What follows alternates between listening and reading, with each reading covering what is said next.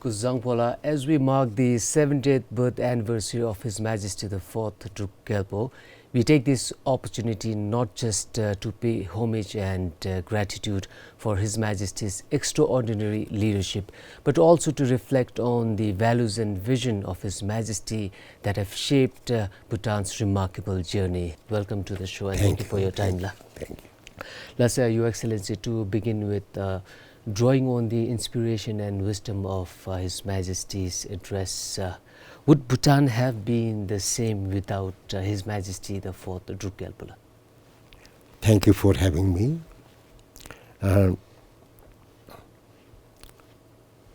It is according to time and situation the leaders are born.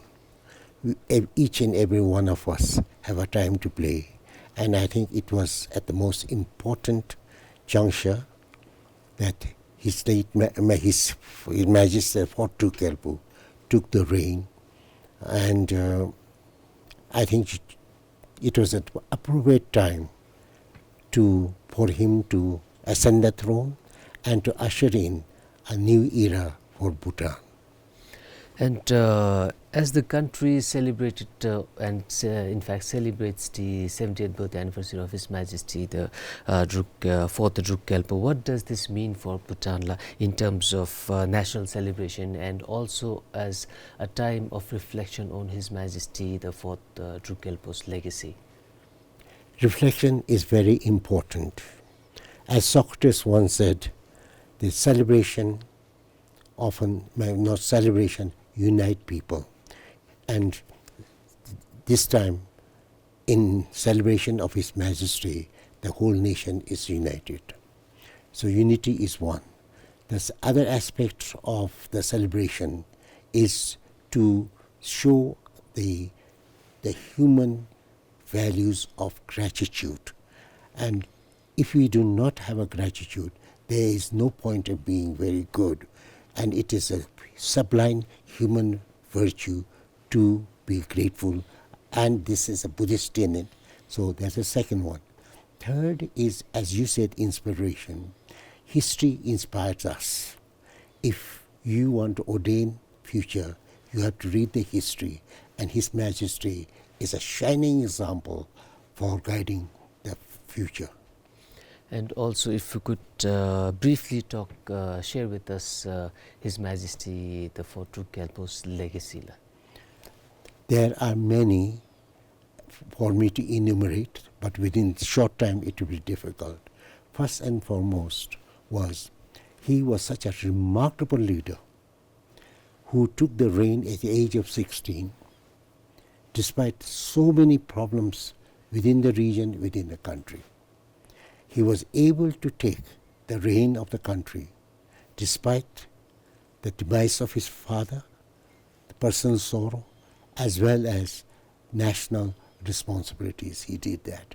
And that was a remarkable transition from the 3rd king to the 4th king. That was the first legacy. Second legacy is that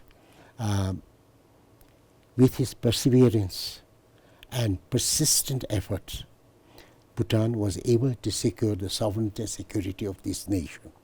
Third basically is the economic prosperity, and fourth was basically his dream of bringing a constitutional monarchy, which he said on August 20th, 1972 to the world press. Yes, so as Your Excellency rightly pointed to the reforms, and I believe most Bhutanese remember His Majesty's reign as a period of quite strength and profound reform, like Your Excellency just mentioned, decentralization, education and foreign relations to environmental conservation. So how do you see these reforms influencing the Bhutan that we live in today? Those are very profound. It was relevant at that time. It has become more important this time, particularly with the backdrop of the climate warming. His Majesty saw this. Great leaders sees future. it is the fools who will react to the situation. His Majesty saw that as early as 1972. He saw that environment is very important. Sustainable development is very important to secure our sovereignty and strengthen our sovereignty and secure our security. Third, a prosperity for the people. And fourth, the structure and institution to perpetuate his great vision and for the benefits of the well-being of the people. He improved the governance, decentralization, the step-by-step towards democracy, ultimately culminating in the adoption of the Constitution. And now, during the celebrations today, His Majesty the King spoke from the heart, paying tribute to His Majesty the Fourth, the Druk Gyalpo, not just as a monarch but as a father, as a teacher and a guiding light. So how do you interpret this tone, and also what is the message that you feel that His Majesty is wanted to convey to the people of Bhutan through His Majesty's own personal reflection? The words of His Majesty, the wise words of His Majesty today in his speech, reflect the trust and confidence that His Majesty had when he abdicated the throne. He said, now His Majesty, the present king, was ready to take, not because of his biased views of his father and son relationship, but he said he has watched his son taking responsibility, maturity, commitment to the nation, well-being of others. So I think that was the realization and also manifestation of the wisdom of the fourth king. So when I saw that, it was very emotional event for me particularly to see that how great was the fourth king to foresee this, and how greater is the present king to acknowledge that and to advance by treading the path of trust that was bestowed upon him. So in there we see the continuity of the legacy of the Wangchuk dynasty. And delving deeper into His Majesty's address, and oftentimes His Majesty has referred His Majesty the Druk Gyalpo as an embodiment of Riksum Gemba, the fearless Chanadoji, and the wise Jambeyang, and the compassionate Genrezi. So relating this to your personal experiences, how do you recall this expression of His Majesty? I thought that was very profound, and it was a very apt expression by His Majesty, and the very appropriate description of His Majesty's character. His Majesty was a combination of all these three qualities. First and foremost, he was a dreaded person. He was a disciplinarian to the persons who defaulted, who did not follow the rules and regulations and the laws, and he was unforgiving.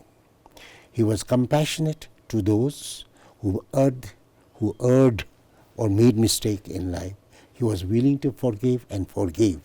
He always said, you must not forget, but forgive the people. And it is a great and magnanimous attribute of a king to forgive and forgive their errors, but to guide. That manifestation is Chenezi, Alikut Thuran, so it's the compassionate. And also he was very compassionate.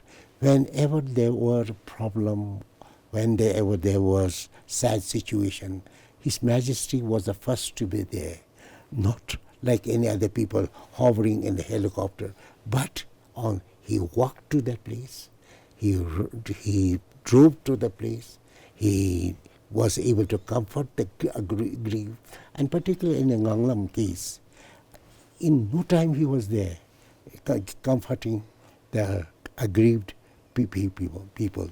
So he was very compassionate. He was a very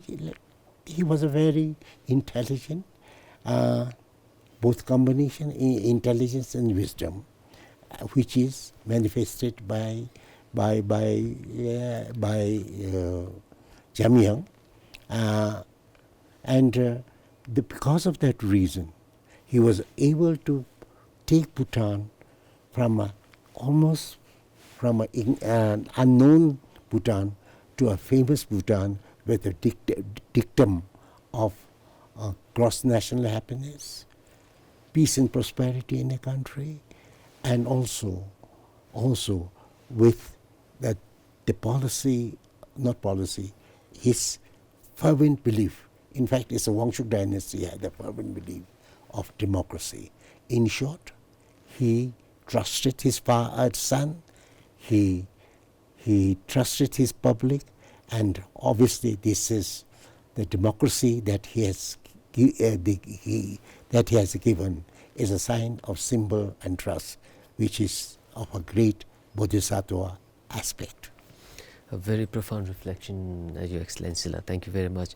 And also relating to the address today, His Majesty remarked that there's no greater calling or better purpose than to serve your country and your people. So how do you see this in the spirit of service and integrity that is reflected in Bhutan's current leadership and public life?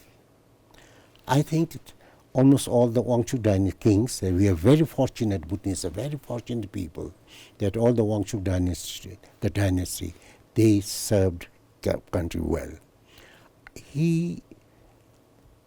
They were able to respond to the situation appropriately.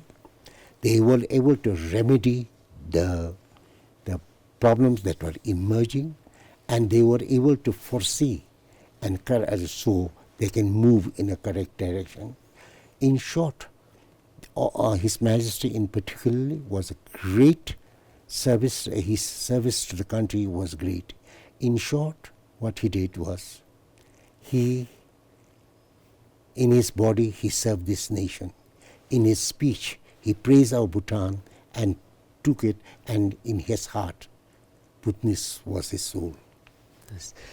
And also one of the important topics that His Majesty the King has been stressing is the risk of complacency, that people take things for granted after a certain period of time, and this is this remark by His Majesty is both timely and timeless. So, Your Excellency, in your opinion, why is this such a powerful message for Bhutan at this stage of our development? I think I was very fortunate to see the consistency, persistence, and perseverance of the qualities of these in K4. If a leader does not have persistence, his subordinates will not be able to perform or will not perform, because they will say that, oh, he will forget it after 2 or 3 days. His Majesty the Fourth King never did. We did it. We could never take things for granted. His Majesty started the project with due discussion, very participatory democracy. Participatory democracy. He discusses with people to minimize the errors, minimize the unnecessary expenditures, and having done that, he read, he consulted, he thought himself, and then he implemented. Once he implemented his project or ideas from the beginning to the end, and his dictum was check and check and check again and check again. Having done that, Bodhisattva concept of detachment, he left it to the institution. Therefore, the complacency was not a danger to his policy. If, having done that, he made an institution to look after it, and that I think he was a great institution builder. because of this, ideas persist and it creates benefits, perpetual benefits and well-being of the people. So, how do you see this risk of complacency, or in this in today's world, or in Bhutan, as we tread on the path of development? The very fact that His Majesty, as Majesty said it, is a first good sign. Second thing is that the public is now in the knowledge of the public that complacency is a disservice to this nation. I think awareness is a second aspect of good governance. Third aspect is of this of persistence is we are aware of it and we are working towards it. I think these are the very important aspects that will negate complacency. Complacency is the last thing that we should have. We should never be satisfied. We must keep working. Unremitting work is the good sign of a governance. Indeed, a powerful reminder there. And when we talk about national identity, it is something that we must endure and to preserve, and our people are its guardians. So, Your Excellency, what makes our national identity so distinct, and how can we preserve it as we move forward in a globalized world? Identity is a pride of a nation. Identity is an inspiration of people, of the citizens of the country. Identity is a guiding light in the murky night. So I think identity is necessary, and that identity must be manifested or interpreted in different ways. And how to perpetuate them is to build an institution, a structure to continue that. I think His Majesty, the reigning king, is doing that very well. Firstly, remembering his father's advice to him. Second is sharing that views with others. Third is we can see that His Majesty, once he starts, he doesn't forget. He does not forget. And he has been there in the throne over 15 years. I have not seen him resting. And therefore, the complacency should never be a danger to Bhutanese. And as we draw inspiration on national identity from His Majesty, this also brings into question the unity in thought and action, that unity is the greatest strength, and Bhutan must always move forward as one family. So from your experiences, how have you witnessed the preservation of these sense of togetherness in an era that is growing, in an era of growing individualism and digital connectivity? Unity was incubated by His Majesty, even I think before he ascended the throne. The first time he talked about the unity was in 1973, and thereafter he consistently used two things: sovereignty and security of the nation, prosperity for people, unity and well-being of the people. And so therefore it is one of the core values, one of the three core values that are incorporated in the Constitution. So unity is a legal requirement, constitutional obligation, and we'll have to work for that. But law will remind us, because it is a path shown by His Majesty. We have to tread it. And also a topic of maybe a topic of your interest as the former Chief Justice of Bhutan. We're talking about just and lawful society where the harmony rests. So what is your reflection on this principle, especially in the context of Bhutan's emerging governance system, governance and civic systems? Harmony is not really clearly enunciated in our Constitution. Harmony is basically only one constitution in the world. The Japanese Constitution has harmony. We have not incorporated that in the constitution. But His Majesty consistently, particularly the reigning king, has persistently mentioned about just and harmonious society.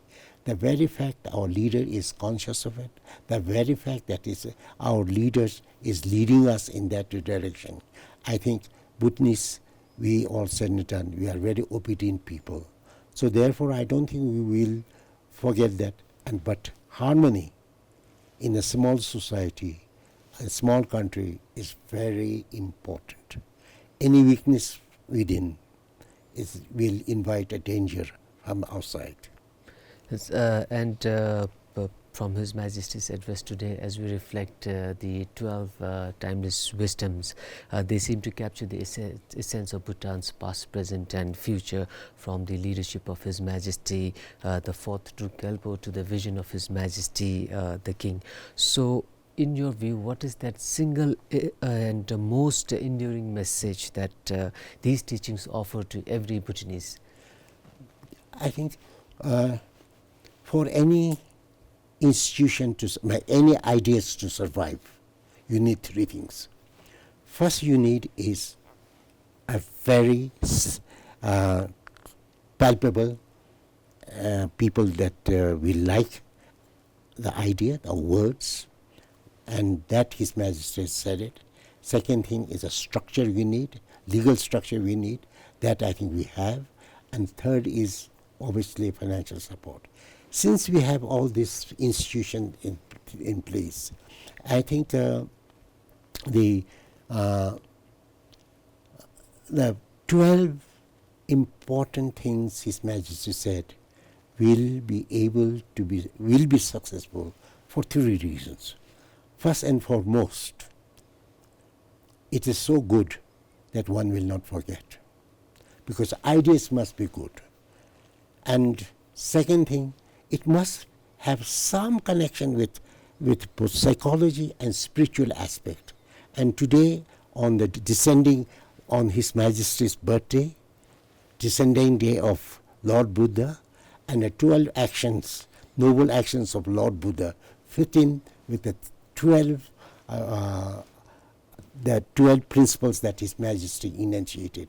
So it has a spiritual values too. Firstly, is the legal and legal values. Second thing is the spiritual values. Third thing is now we will have to build up and that we have the institution. Whatever His Majesty said, most of them, not all, we have institution. How? It is in different form. It is there in the students' textbooks. Then it is there in civil service. Some of the rules and regulations and other things. I think His Majesty's very fact that he's been telling people, some people will take cognizance of its importance.